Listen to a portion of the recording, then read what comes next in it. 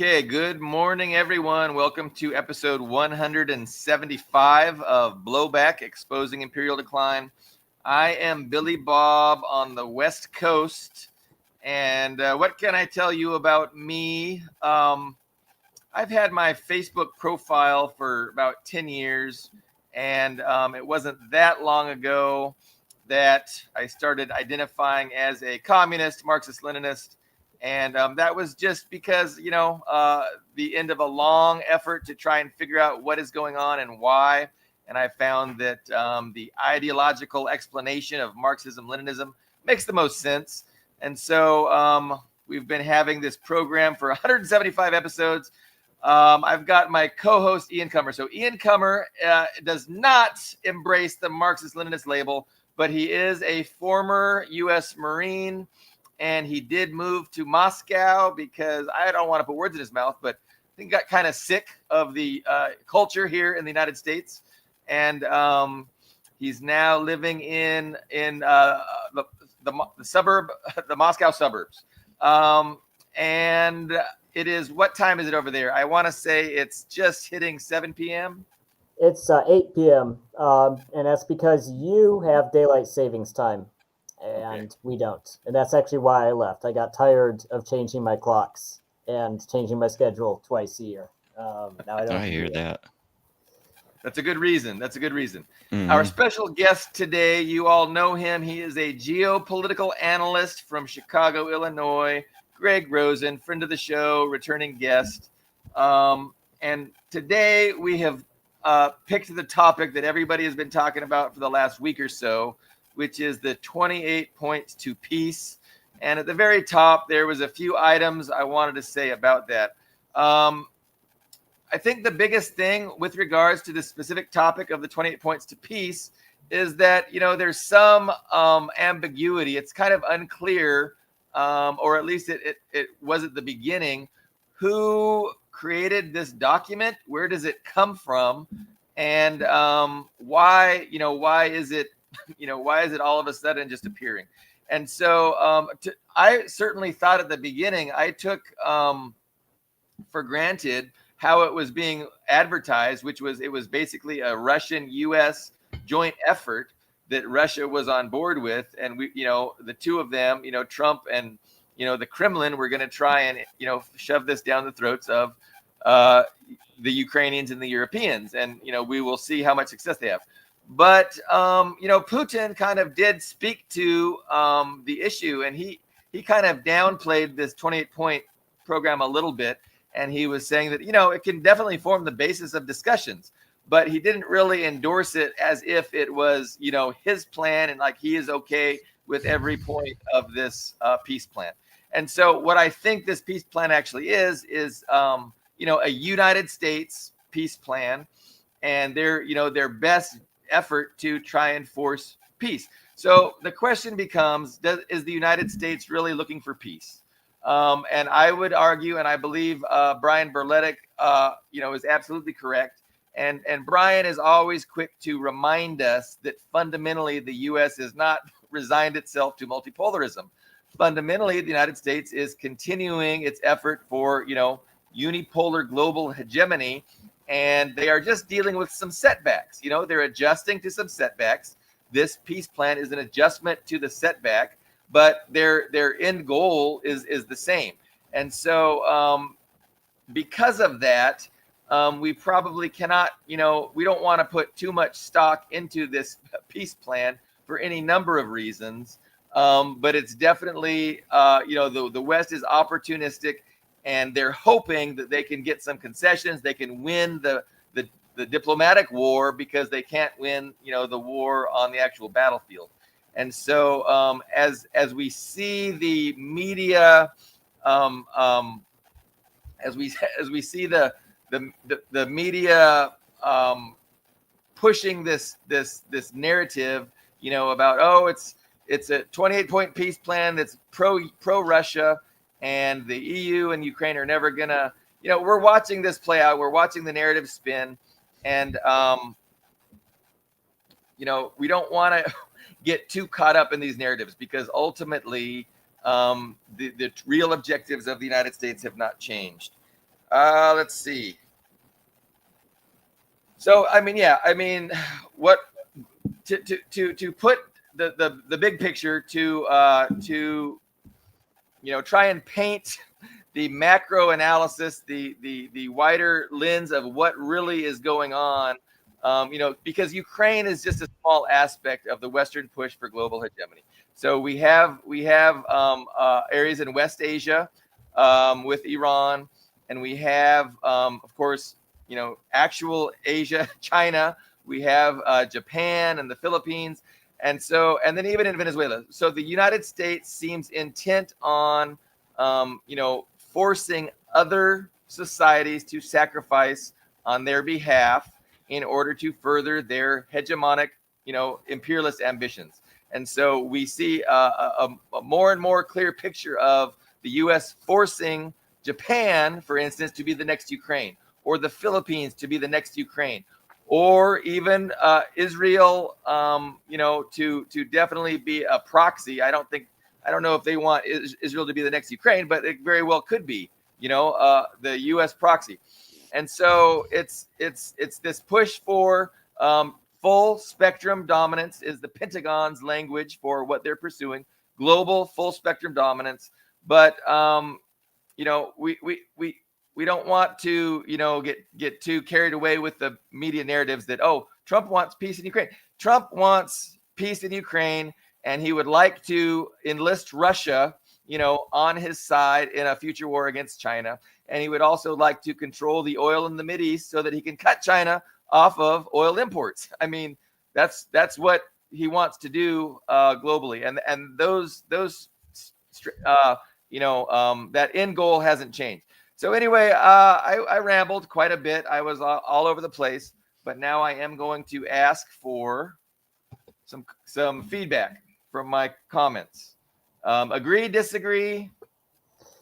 I would mostly agree with what you said, except more emphatically say my take on this is that it's a Trump brainchild. It's like Trump. It's like the Trump administration really has this echo chamber.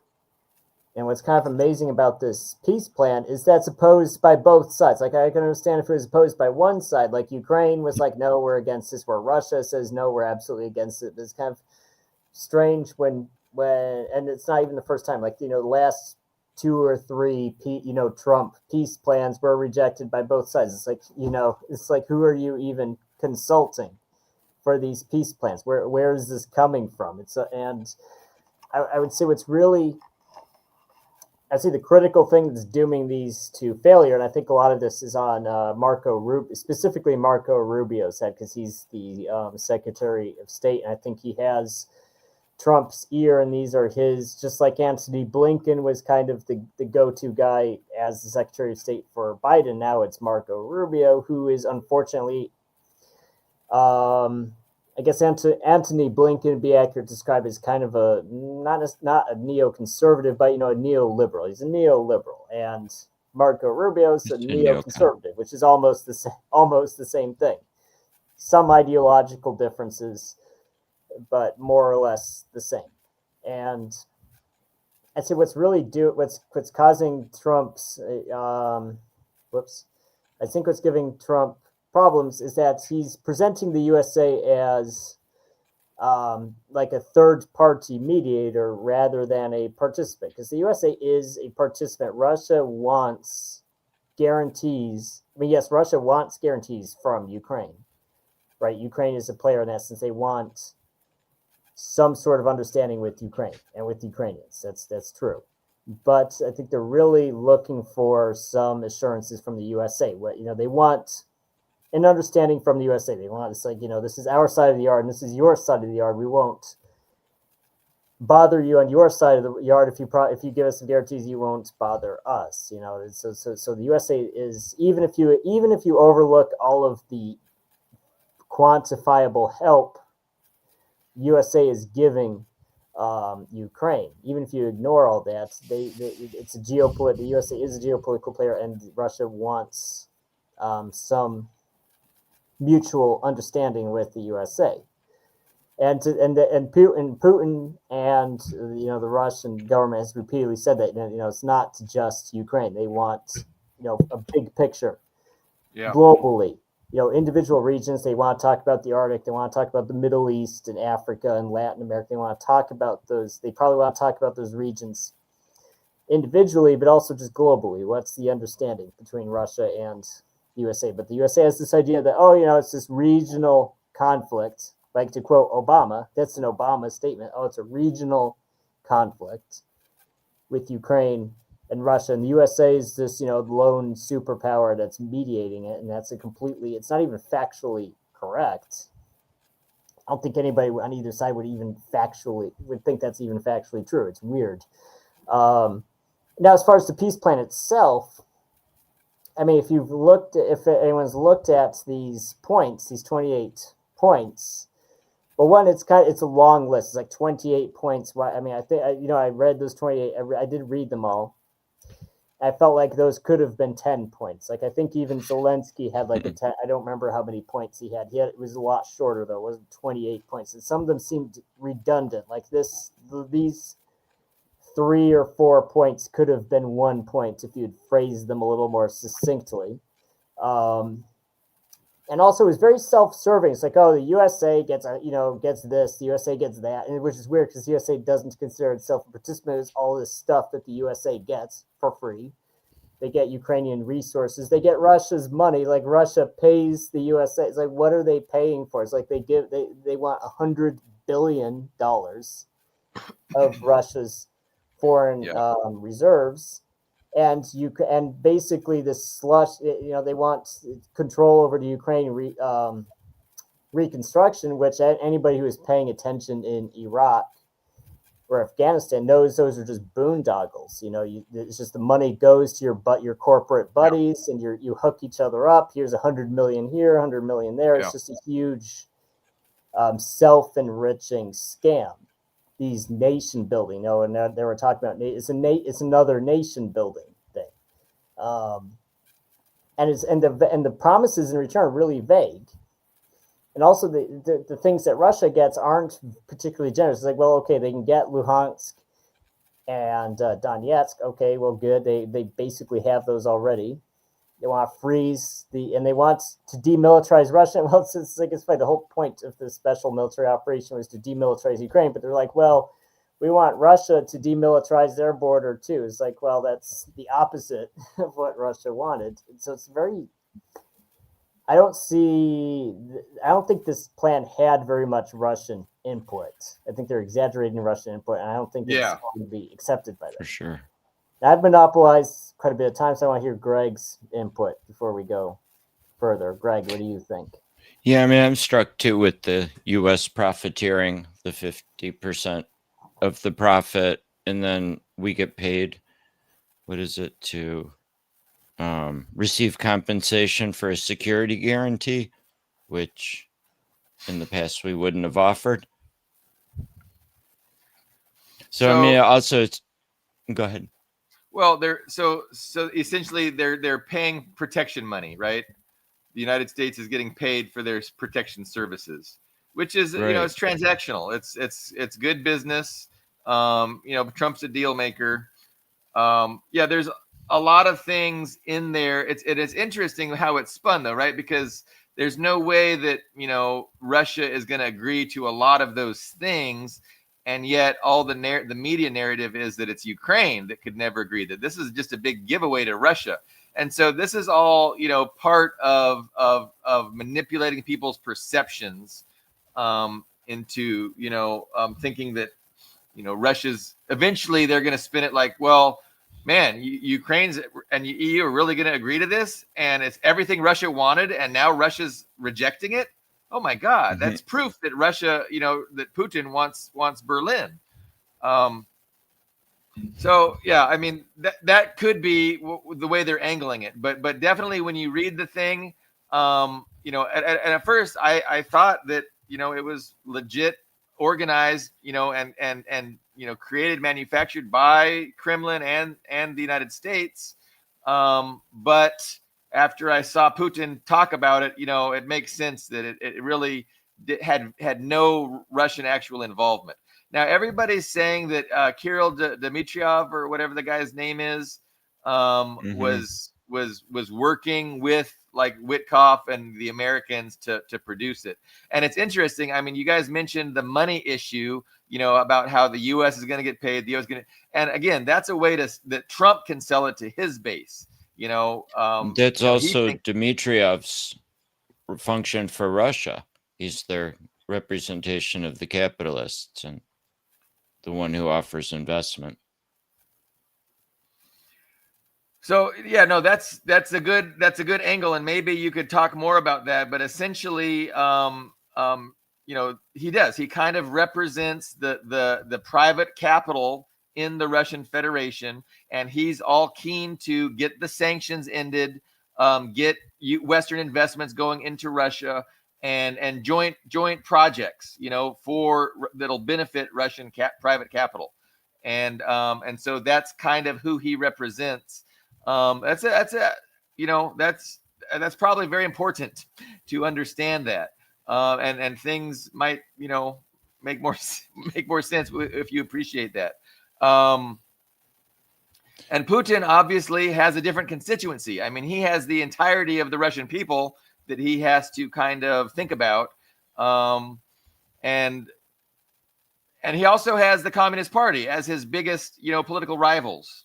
And so, he can't just not care about the working class and just focus on, selling out and just caring about the capitalists, the interests of the private capital.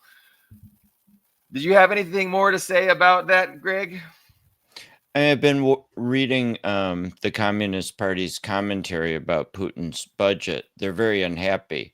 They say he's trying to have a defeat budget. Basically, they say he's pulling investment from the military and even has some privatization in the budget. So, there's a lot of factional conflict from what I can tell. What were the two points you mentioned? So they're upset that pulling defense and some social spending and doing privatization. Okay. So there's a new budget, and it's actually decreasing defense spending and they're not happy about that. And increased privatization. Yeah, so I think you can see some of the tension with the capitalist side wanting out and Putin balancing them. And from a little bit I know about the Russian budgets is they get revised during the year. So they may have like what they want to happen budget and then have to change it. Okay. Well, they've been debating the 2026 budget, like Greg said, and that the cuts to the military spending, like it's over 6% now. They were talking about reducing it. I don't remember what they were going to reduce it to, 5 or 4.5%, something like that. I don't think that's unreasonable.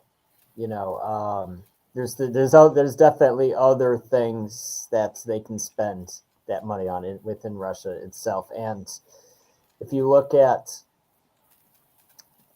Ukraine, they had the big 2022 autumn offensive. They had the 2023 offensive to retake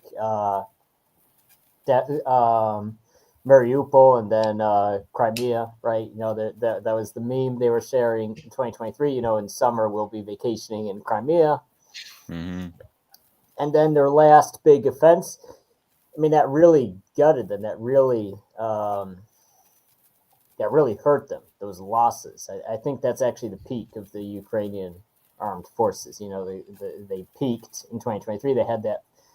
All of those NATO reserves, they had all the Warsaw Pact stuff. They were just flush full of equipment and personnel, and that they took very heavy losses. And But they still launched that big. It was not nearly as large, though, that 2024 offensive, which kind of bled over into 2025. The Kursk offensive, which gained a lot more territory, but it was a lot smaller, and it had much. And, and now I think we're actually at the point, and and I look at the the Russian defense ministry, and the counter, because when you look at Ukrainian counteroffensives, even like 18 months ago, you see they would have very large attacks, battalions worth of men and equipment attacking, hundreds of vehicles, hundreds of tanks, hundreds of artillery pieces, and armored cars, and all this MRAPs, all this stuff. And now it's just like I remember the other day I was reading the Russian military's telegram, the defense ministry's telegram channel. It's like they attack with one tank, 50 personnel, and with drones. It's mostly drones. So it's like right. It's almost like fighting the Taliban or Al Qaeda. It's like they've switched to kind of an irregular warfare format because they've lost so much equipment. So I think it's actually reasonable for Russia to not spend so much on the military because they don't need to take Kyiv, they don't need to take Lvov, right? They don't need to conquer Ukraine. Because if they did need to conquer, if they needed to physically conquer Ukraine, then yeah, it would make sense to increase military spending, build more tanks, build more vehicles. But they don't need to do that. They just need to exhaust the Ukrainian military so they can't launch any more offensive operations. And I think they've done that. They've accomplished that. I mean, the war is not over, but I think the conventional war is mostly over. So it does make sense to decrease spending next year. And Yeah. Russia is very paranoid about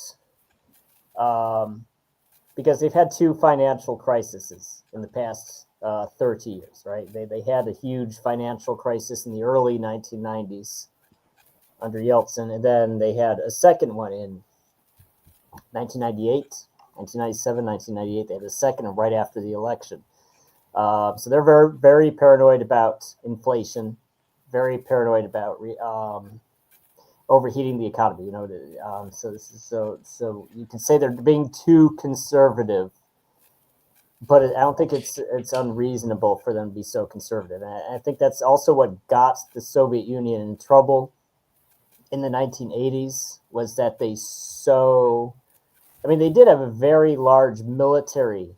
They did have military superiority over NATO. I think that's absolutely true. But they overinvested in their military sector instead of focusing more on the civilian economy. And it's like they overinvested. It wasn't necessary for them to spend so much in the military in the 1980s. I think that's true. There's a lot for Putin to balance. He's the president. He's the elected president, and a lot of he's got to balance the capitalist interests. The communists are a powerful political force, and then the actual battlefield. You can't sacrifice your victory on the battlefield, but you also want to make sure that you don't sacrifice your greater economy because you're engaged in this hot war.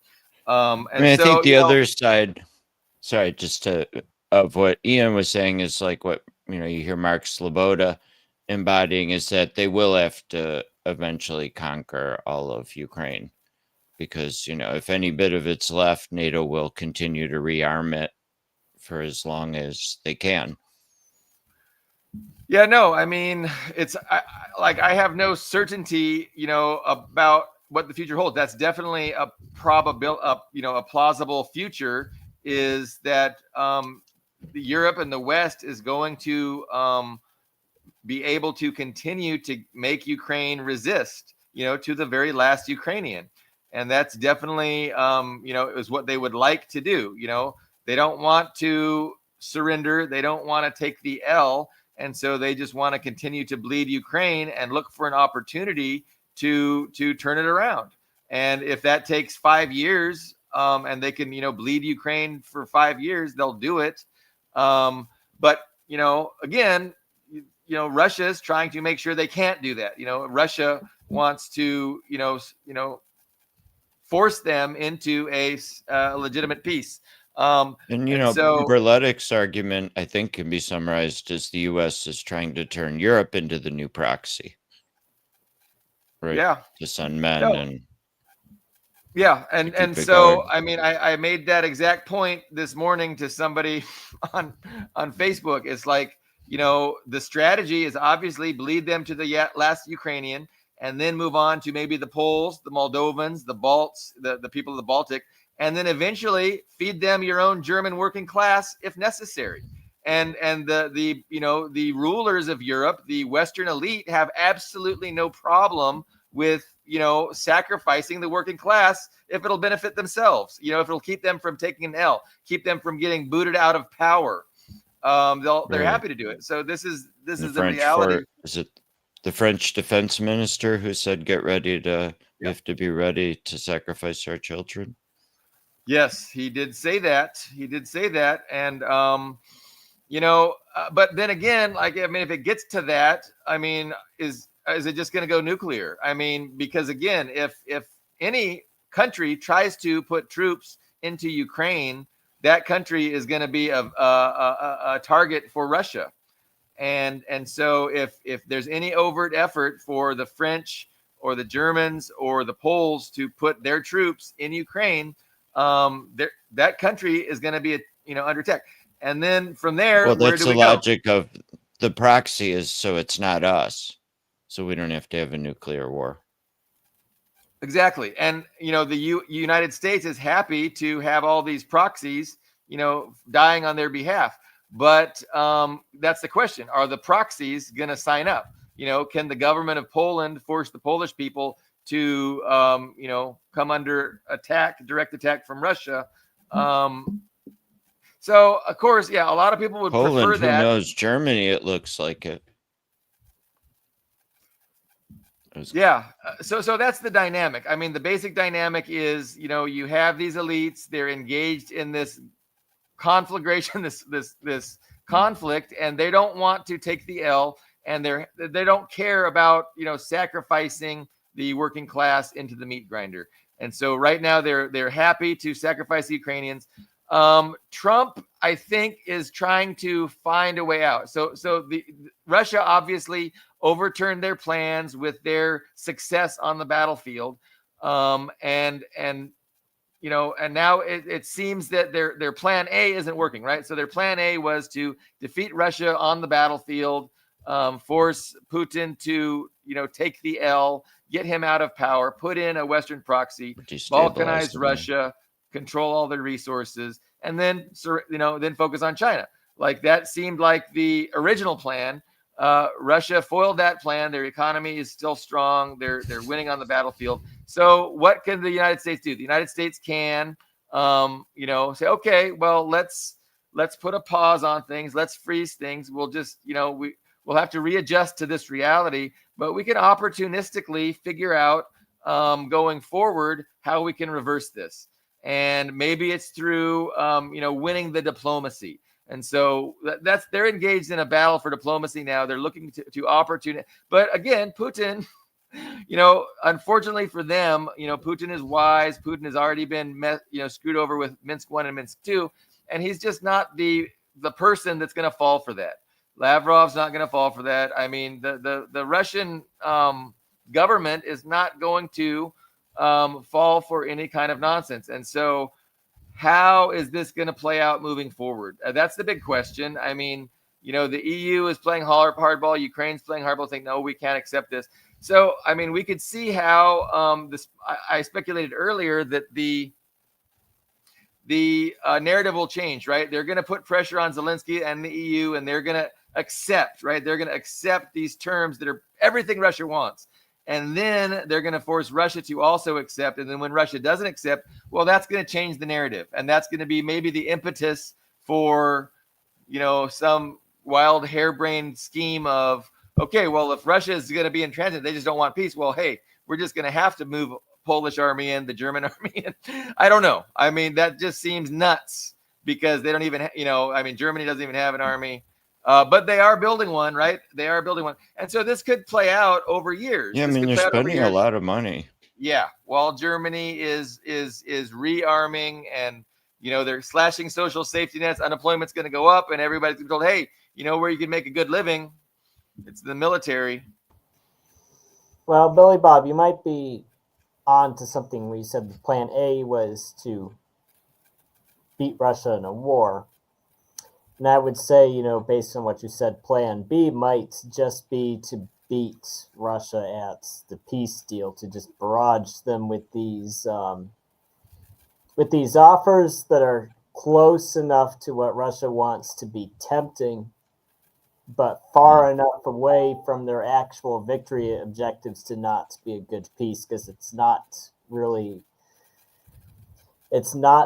the status quo that can work long term, right? And you kind of even see that in the 28-point peace plan. Like, it does have demilitarization of Ukraine, but it sets the maximum number at 600,000 troops, which is not demilitarization. Basically what they have now. So it's really not even a decrease. So it's like on paper, we're demilitarizing Ukraine, but it's like not really. And the EU is willing to settle for 800,000.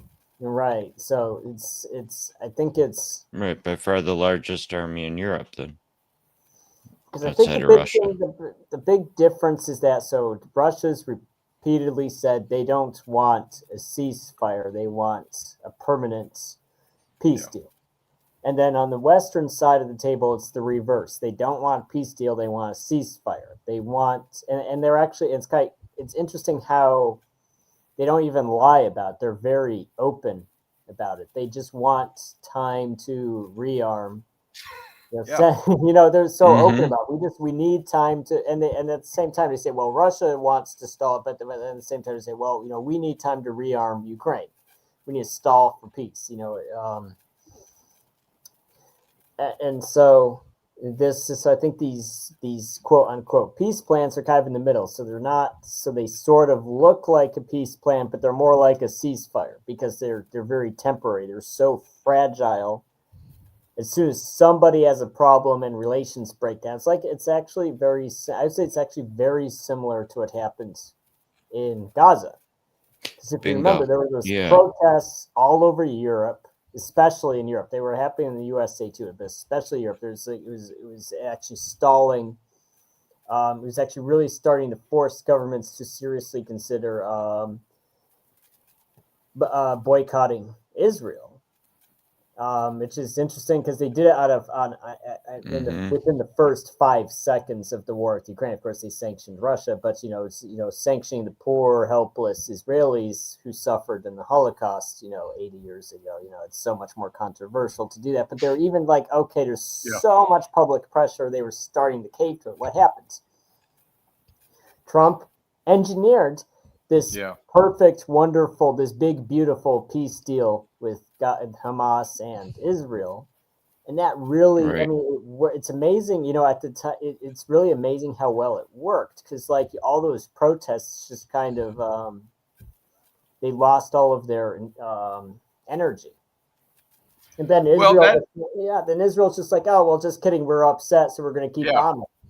Nothing changed. No, these are propaganda offensives designed to manipulate people's perceptions and have nothing to do with the core, efforts of the imperialists, really. But you did bring up, we kind of pivoted a little bit to Israel. And so, one of the hot topics is the fact that Russia and China did not veto and abstained from this UN Security Council resolution that is, talking about how to move forward in Gaza. And everybody says that this was an awful plan, to put, who is that blood-drenched war criminal, Tony Blair in charge of Gaza, and, just totally just hand over Gaza, to Israel. And people are upset that Russia and China did not veto it. And that's a good topic of discussion that has, there's a lot of strong opinions on all sides. And I definitely have my opinions. But, the effort the desire hasn't changed. I mean, the United States is still trying to control the Middle East. And I know, Ian, we've had discussions about that, and they got kind of excited discussions when we're talking about, well, why doesn't the U.S. can have all the oil? Like, why do they need Israel? How is Israel an ally of the United States? And again, it's because it's not that the U.S. wants access to the hydrocarbons. The United States wants to control the hydrocarbons. They want to be able to dictate who they get sold to and who they're not. So it's all about control, and Israel is definitely necessary to control those governments and those resources. And so control of the governments, control of the resources is what the the Western Empire wants. And they don't want to just have friendly governments that are sovereign. Friendly governments that are sovereign are enemies. Like they need to be destroyed. There's no such thing as a friendly government that's sovereign. There's only vassals, and sovereignty is the enemy of Western imperialism, and that's the approach. So, and ultimately, go ahead. Just to pick up before we get too far from it, I think Ian's right in terms of the similarities between the 28-point plan and the Gaza plan. But there's, to the extent Trump's had any success at all for real in peace, it's this, right, which is hanging by a thread. But what's pretty interesting to distinguish is Israel's a complete dependent on the U.S., so they had no choice. When we said it was time to cease fire, they had to sign. And, the Gazans were starving. So, but with Ukraine, they're a dependent, but they have a dual dependence. They have Europe sitting there saying, we're going to fund you and arm you and keep you going. And then Russia's nowhere close to starving, desperate. So, yeah. Trump's not going to have himself. There's some differences in the two situations. As far as the peace plan, it's interesting because I mean, the EU, they essentially said everything that benefits Russia in this 28-point peace plan, and I think the 28-point peace plan went down to 19, but But the EU said no. Everything that benefits Russia, we're going to cancel. So we can't make we can't limit to 600,000, limit to 800,000. We can't say that they can never join NATO. That's not right. They're a sovereign country. They have to pick their own. We can't say that they have to move their troops. I think. So I mean, basically every single point that was beneficial for Russia. They even removed the no Nazis clause. So, I mean, how do you account for that? I mean, it's really because the West is arguing with itself, right? It's like, I mean, you could say that it's the United States arguing with Europe about, what are we going to force our vassal to accept? And Europe, is saying, hey, they're taking a hard line. Trump is taking a hard line. I mean, not really. I mean, so, but then, and again, who is not involved? Who's not involved is Russia. So it's kind of like theater. Yeah, I mean, they keep on making this inter-imperialist dispute. Yeah, and they're making they're saying that this is Russia's proposal, but Putin is saying, oh, I mean, this was handed to us. It can be a basis for further discussions. Sure, that's essentially what he's saying. But then this vigorous debate in the media about the EU saying, oh no, we can't have this, we can't have this. You're trying to give Russia everything they want. Like, where is that narrative going to go? And so, again, it's possible that narrative does go, the narrative shifts. Okay, the EU and Ukraine are now going to accept this plan that is overwhelmingly beneficial to Russia. Like, they're going to just sacrifice. The fighting needs to stop, and Russia, the EU and Ukraine are going to now accept it. And then that's when the media narrative is going to, really just paint Russia as the intransigent, belligerent party that's just being irrational and bloodthirsty and for no reason. So, I mean, that's one way that this could go, for sure. So, Ian, we're covering a lot of ground. We're back and forth. We're all over the place. I did bring up, the Middle East, and because you were talking about the parallels between the Gaza peace plan and this 28-point peace plan, and then Greg brought up some obvious differences, some important distinctions between the two, especially with how Russia is going. But I mean, we can go anywhere from here. We can focus on Gaza and what that's going to look like going forward, or we can keep talking. I think I do disagree on a couple of points. For one, I think the problem with Europe is that Europe has really eliminated itself as a player, and they're kind of crying from the sidelines. They don't get a say in the peace deal, and they voluntarily gave up their right to have a say because they made it clear to every player on the board that their governments do not operate out of self-interest. They just take direction from Washington. It's like, well, you should, any country that takes direction from someone else isn't taken seriously. There's nothing that can even be said to Europe, so they're not even a player in this. There's nothing I think they can do at this point to change that. Now, as for Israel, I mean, I know that's an ongoing. Europe has money potentially. Well, that's how they. I mean, that's not in the hands of the government at the moment, but there's a lot of money in Europe. Well, they don't. They really don't. I mean, because the euro is tied to the dollar. If the dollar crashed, the euro would crash. Look at the 2008 recession. Europe crashed. It was a U.S. financial crisis. It was entirely a U.S. financial crisis. Subprime mortgages. Nothing to do with Europe. But Europe crashed too. Why? Because they were so tied to our economy. Well, Europe is running itself as a hollowed out neoliberal organization generally like us. But, I mean, that's not necessary. There's a lot of money there. Well, money, you can't. The problem with money is that you can't eat money. They've hollowed out. You have to tax it. You have to get people to buy bonds. If you look at both world wars, Europe had to go through a lot of, money raising. So, well, they have the bourgeoisie has it, in droves. There's a lot of wealth still from, imperialism and centuries of looting the third world is still there. It's just not in the hands of the government. Well, they have to balance their. I mean, again, they had industry in the world wars, and they also had empires in the world wars. Now they have neither. They don't have empires. They have money now. They have industry. Well, money is what is money? It's paper. It's this unit. Well, it can be converted if they get motivated enough. I'm not sure if they will, but it's they have resources. They have Russian money. They have American money, but it's like, what does?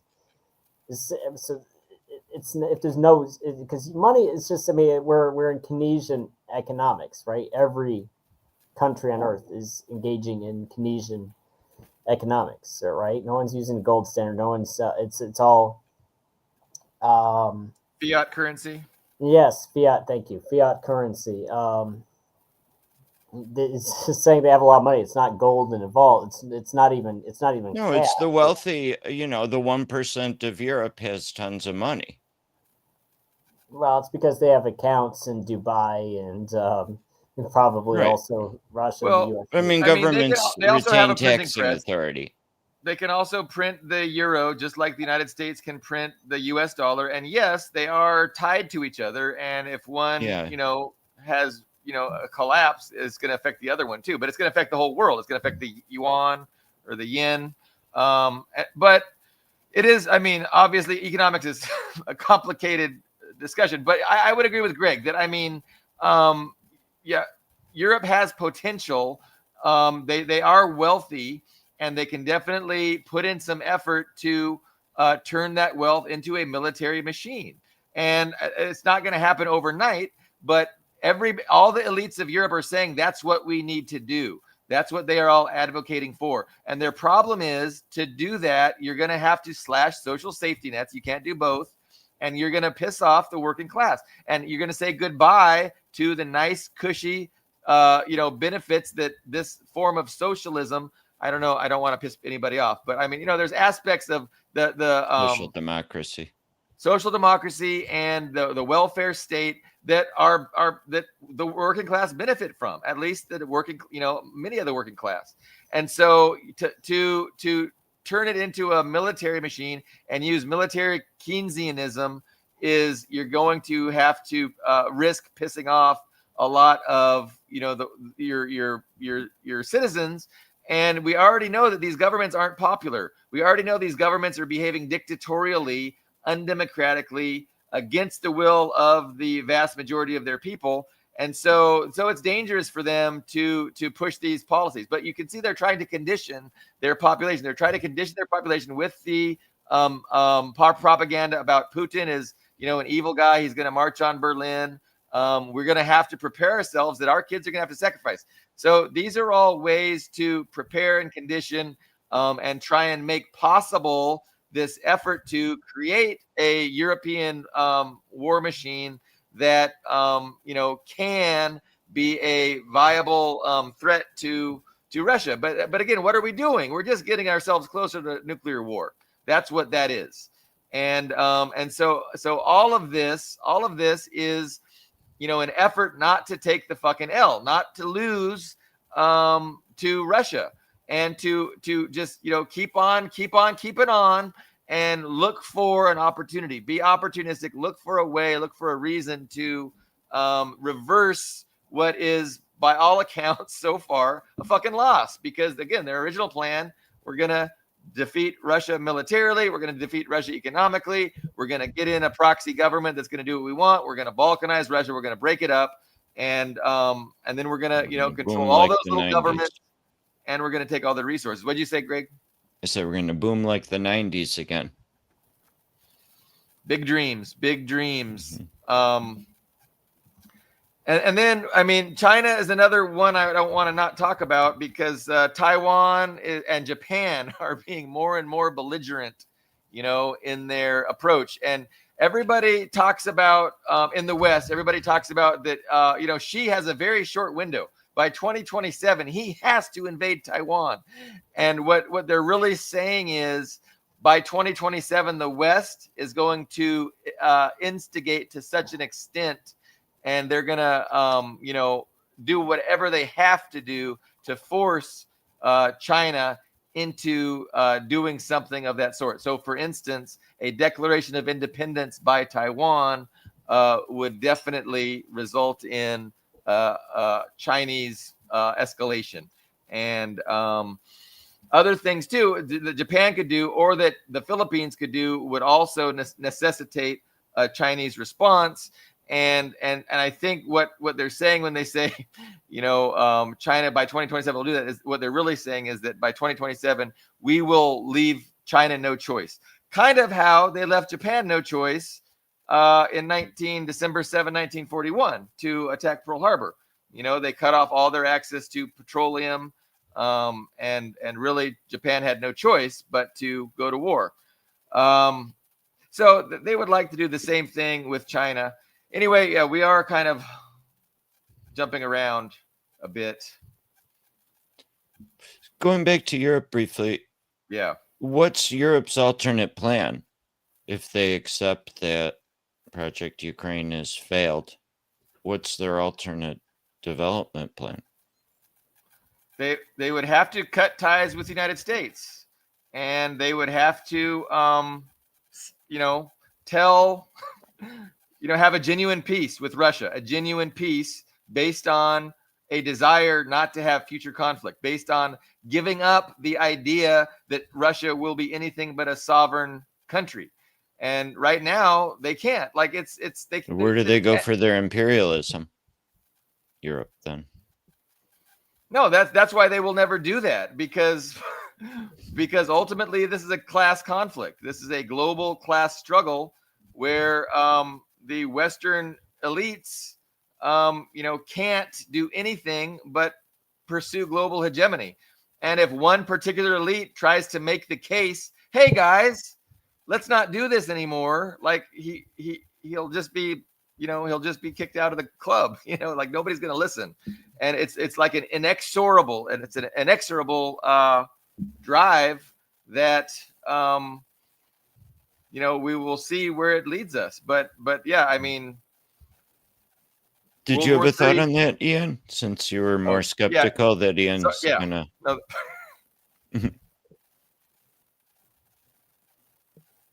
Well, I think. Well, it's tough to say, actually. Yeah, I'm not. Maybe rephrase that question. What specifically are you asking me on that? Billy and me were saying it's likely that Europe will have a hard time giving up Okay. the conflict and Well, funding Ukraine.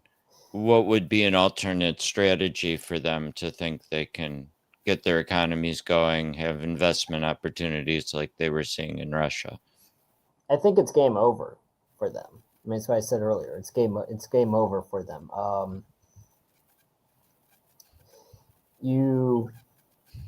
Because they don't have cheap energy anymore from Russia.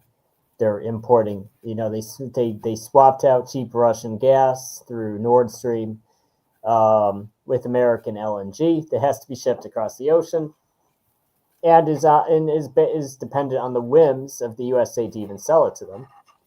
It wasn't even Trump; it was Biden who said, "Well, we're selling Europe too much LNG. We're going to cut it back." And at the same time, they're having these problems. The French, in particular, having these problems in Africa. They're losing their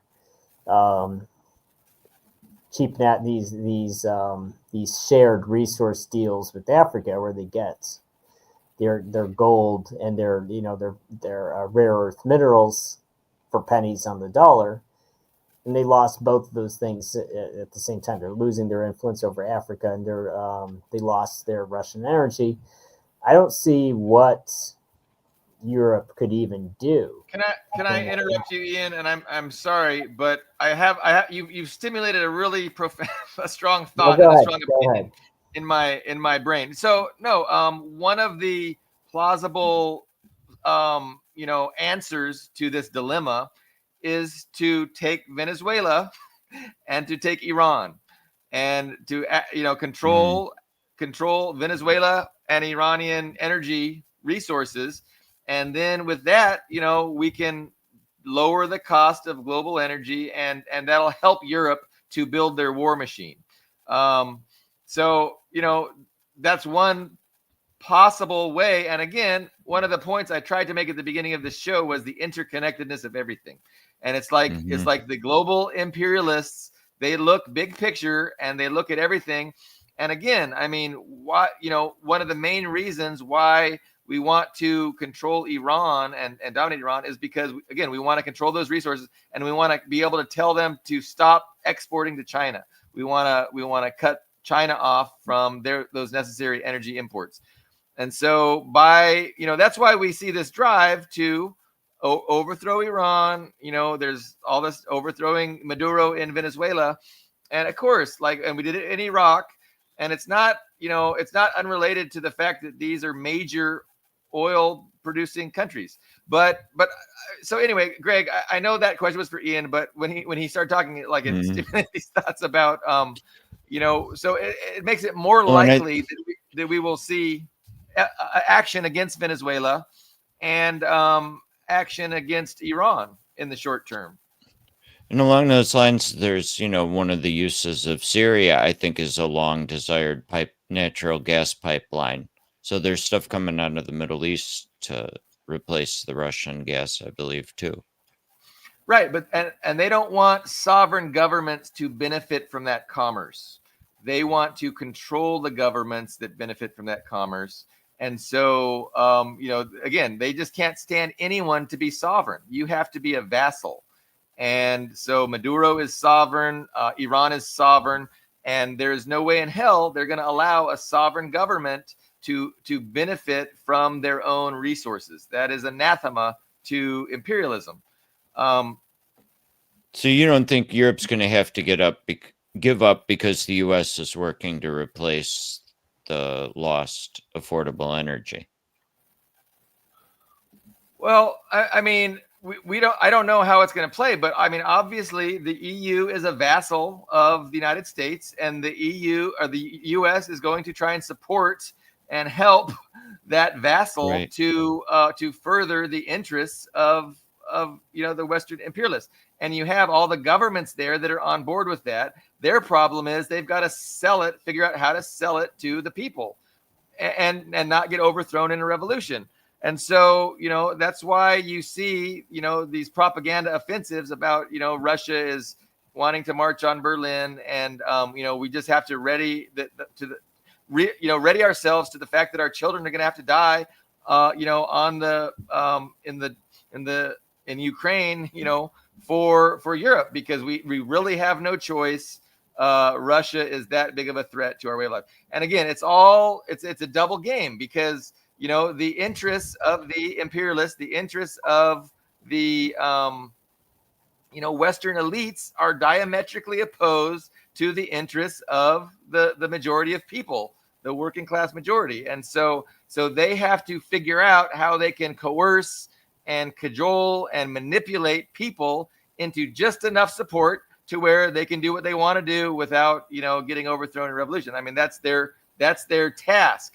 And that's the task of social democracy, to pretend that they're really a representative government of the people, when in fact they only represent the ownership class. But I like how you said worry about revolution, because so many commenters are saying, well, these people are going to get voted out because nobody likes their policy, but they keep getting voted out, but it doesn't change the policy. Yeah, no, and that should be telling. That should be telling to most people. Romania, they just overturned that election because the wrong candidate won. In France, they used lawfare against Le Pen because she wasn't sufficiently servile to the anti-Russia narrative. So they said she can't even run. They shot Fizzo. They shot him. Almost died. But they're putting a lot of pressure on these governments that aren't towing the line, that aren't towing the propaganda line. Hungary, Orban, and even when the supposedly anti-NATO people get in, like Maloney, they turn around and support NATO.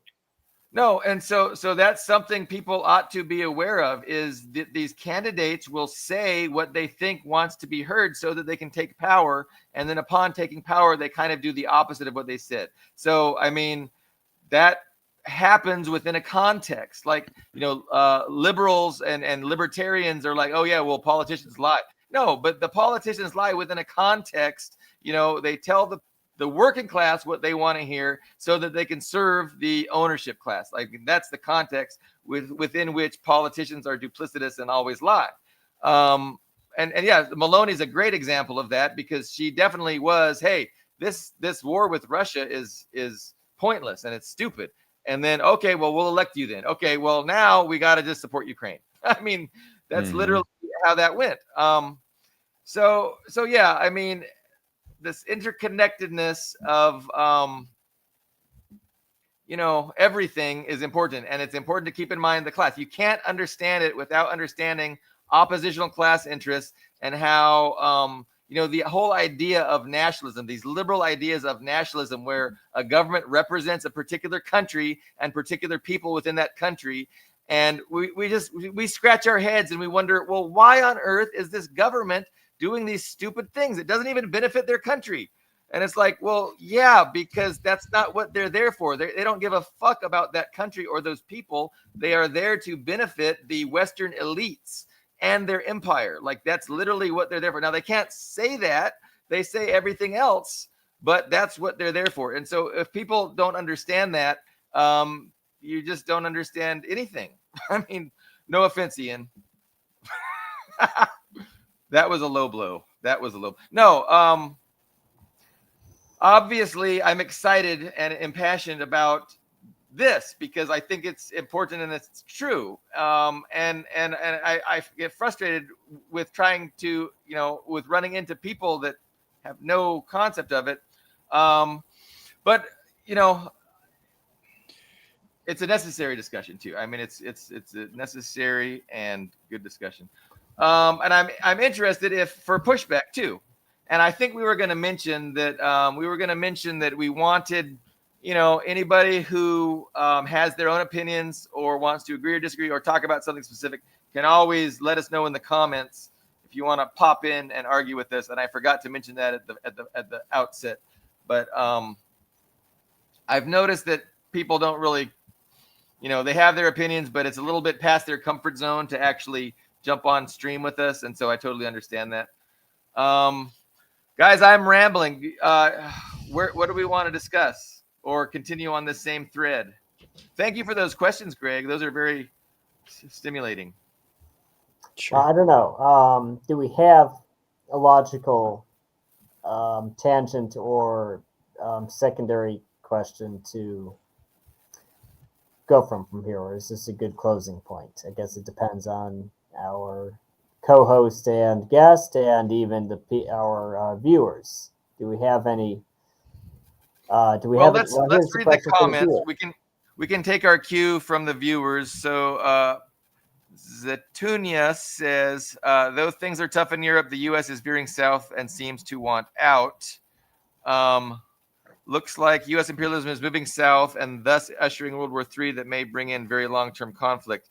Yeah, I mean, so I know she is from Puerto Rico, and I know the United States military is doing a buildup in Puerto Rico.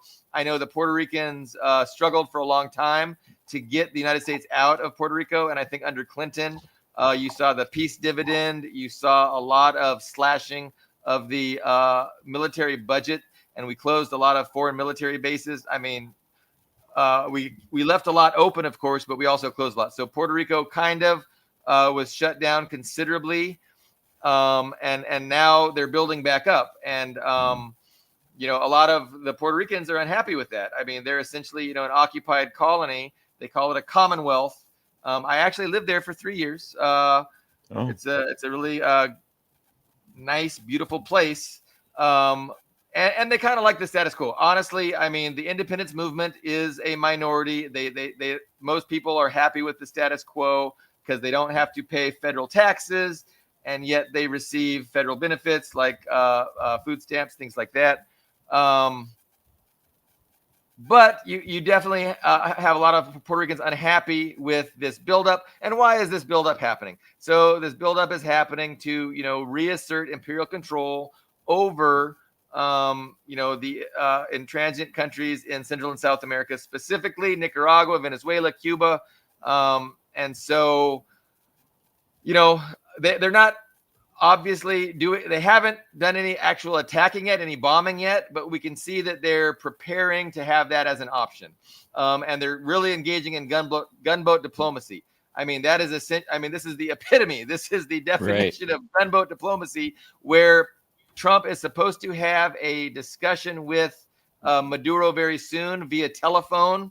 We don't know how that's going to go, but we do know that there's a fucking huge military force amassed off the shores of Venezuela, threatening to launch missiles at him in any second. And we also know that when anybody negotiates with the United States, it could be a pretext to be assassinated. Like that was true with the Iranians, that was true with Hezbollah, that was true with the Palestinians in Gaza. And so it's not past the U.S. just to, pretend to negotiate just so they can assassinate people. So it's very dangerous, but it's straight up gunboat diplomacy. Hey, let's negotiate. And if you refuse to concede to what my demands, well, I'm just going to kill you. That is not liberal, guys. And you know what? The fucking liberals are stupid because they're going to want to blame Trump. Oh, that's just Trump. Obama wouldn't have done that. We don't like Trump. Trump doesn't speak for us. These liberals, they just delude themselves with this nonsense, and they assume that everything that is going on, and all the illiberal things are going to be Trump's fault, and the Democrats are pretending to oppose them, and so they can run against it. And so, after Trump does everything they want him to in pursuit of the imperialist interests, the Democrats will come along and say, yeah, we didn't really like that. Like, we were against the Iraq war, so vote us in now. And we were against all these illiberal things Trump did. It's just a transparent fraud, and the people that can't see through it need to check themselves.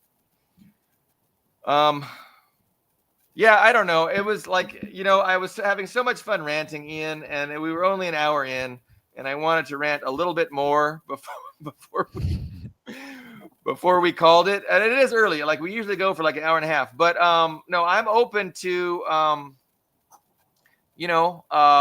working towards wrapping things up. If nobody is, as stimulated as I am into getting, putting out there a point of view or a perspective.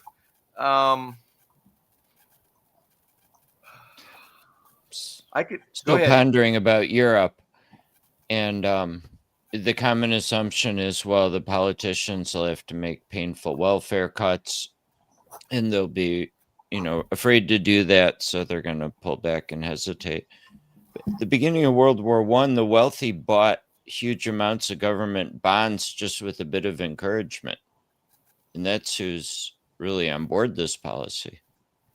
I wonder if and when they have to give up sending in the confiscated Russian assets, if the wealthy will start volunteering again.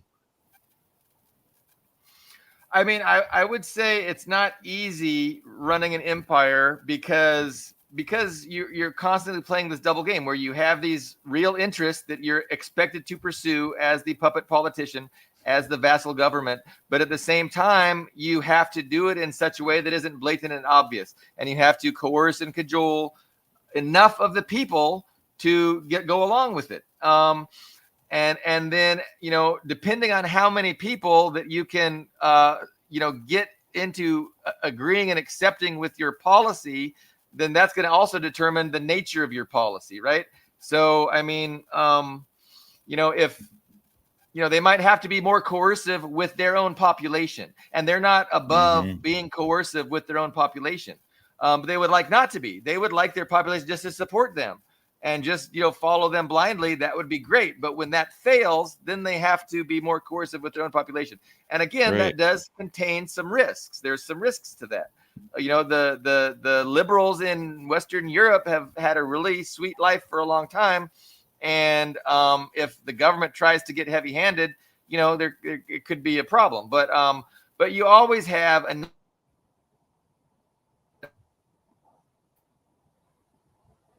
the unorganized working class masses. And why are they unorganized? Because you've had generations and generations of social democracy working at taking away their unity, dividing them, on cultural issues and conservative, liberal. I mean, all those kinds of things serve to destroy the unity that is necessary for the people to actually have influence over the government. Ian, I do feel bad because, I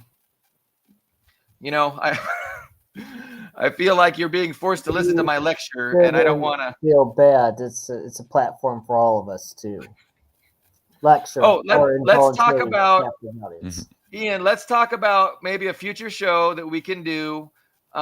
You've said that some people have expressed interest in, a Q&A with you, maybe about what it is like for an expat to live in Russia, and maybe why, you wanted to leave the United States in the first place. And so I think, I'm totally open to and interested in maybe a Sunday episode that we can promote, a few days in advance. But I'm up for that. I don't know if you wanted to. Yes, I think a Sunday show, and for everybody listening now, are all three people listening right now. Yes, we're looking for Sunday, probably around noon or early afternoon, Moscow time, morning or new, reasonable time for our American audience and our American co-host Billy Bob, because he has to be awake for this as well. Well, that's going to be our debut show. That's when we're looking to do it, this Sunday, and we'll put some posts on Facebook about it as well. Yes.